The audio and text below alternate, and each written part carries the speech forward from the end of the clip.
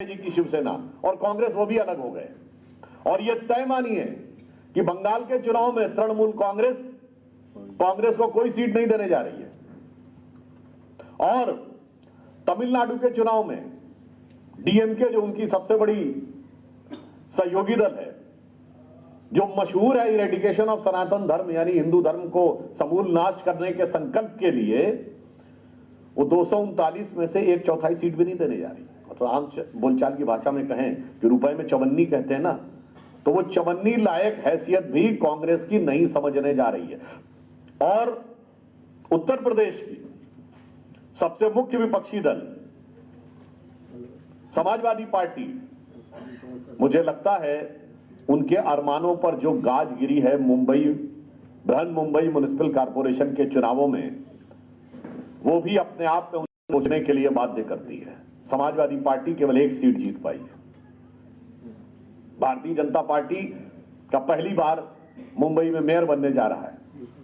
Samajwadi party 1 seat जीत पाई है और MIM ने 4 सीटें जीती हैं। तो मैं अखिलेश यादव जी से भी पूछना चाहता हूं कि अब उत्तर प्रदेश में इंडी गठबंधन का अस्तित्व है या नहीं, क्योंकि आपने भी उत्तर प्रदेश में उपचुनावों में कांग्रेस को कोई सीट नहीं दी थी और कांग्रेस ने भी आपको दिल्ली के चुनाव में कोई सीट नहीं दी थी। तो मैं पूछना चाहता हूं कि दिल्ली के बाद मुंबई और पटना के अनुभव के बाद लखनऊ में अखिलेश जी आपका क्या विचार है, यह स्पष्ट रूप से देश की जनता जानना चाहती है कि इंडी गठबंधन अभी है या अब वो समाप्त हो चुका है। क्योंकि आने वाले 2026 के चुनावों में भी उसकी गति दुर्गति में बदलती हुई दिखाई पड़ रही है।